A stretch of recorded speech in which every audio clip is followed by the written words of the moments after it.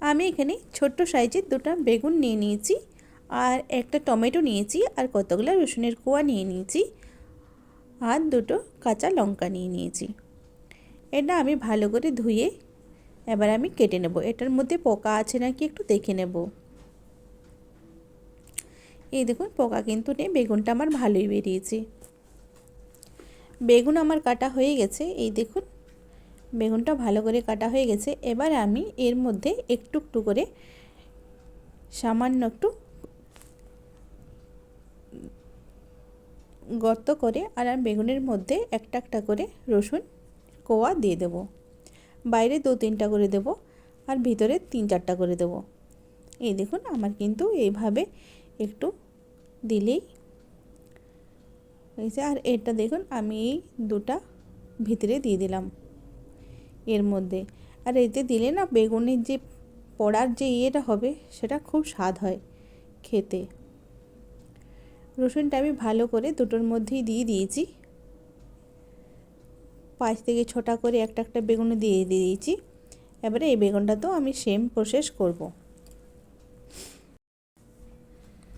আমার ওইগুলো ঠিক করে আমি করে নিয়েছি। আর এই দেখুন এটাতেও করতে পারেন। আর আমি একটা ঝাঁঝরার মতো নিয়ে নিয়েছি, সেটাতে আমি সিদ্ধ করতে দেবো। এই দেখুন আমি বেগুন দুটোই দিয়ে দিয়েছি, কিন্তু বেগুন একটা একটা করেই করব, তাহলে ভালো করে সিদ্ধ হবে। এই দেখুন আমার বেগুনটা কিন্তু ভালো করে সিদ্ধ হয়ে গেছে, আর পুড়ে গেছে এখানে বেগুনটা।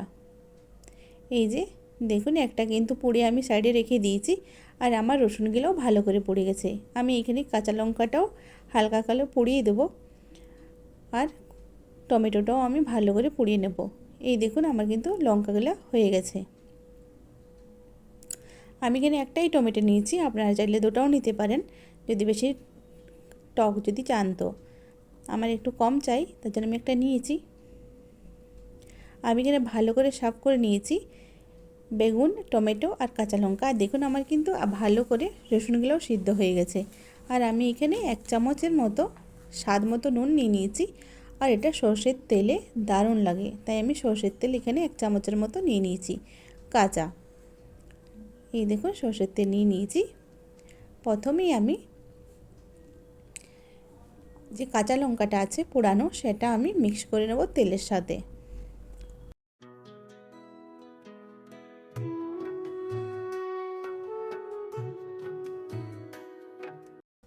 আমি বেগুনগুলোকে ভালো করে মিক্স করে নিয়েছি। উপর থেকে একটা কাঁচা পেঁয়াজ কেটে নিয়েছি। আর এই বেগুন পোড়ার এই পেঁয়াজটাই হলো মেন জিনিস, এতে পেঁয়াজ দিলে দারুণ লাগে খেতে। একটু সর্ষের তেল, আর চাইলে একটু ধনেপাতা। আর এই শীতের রাতের বেলায় রুটির সাথে বা ভাতের সাথে এটা দুর্দান্ত খেতে লাগে। আর আমাদের বেগুন পোড়া তো বাঙালিদের অনেক প্রিয় জিনিস। এই দেখুন আমার কিন্তু রেডি হয়ে গেল বেগুনের ভর্তা।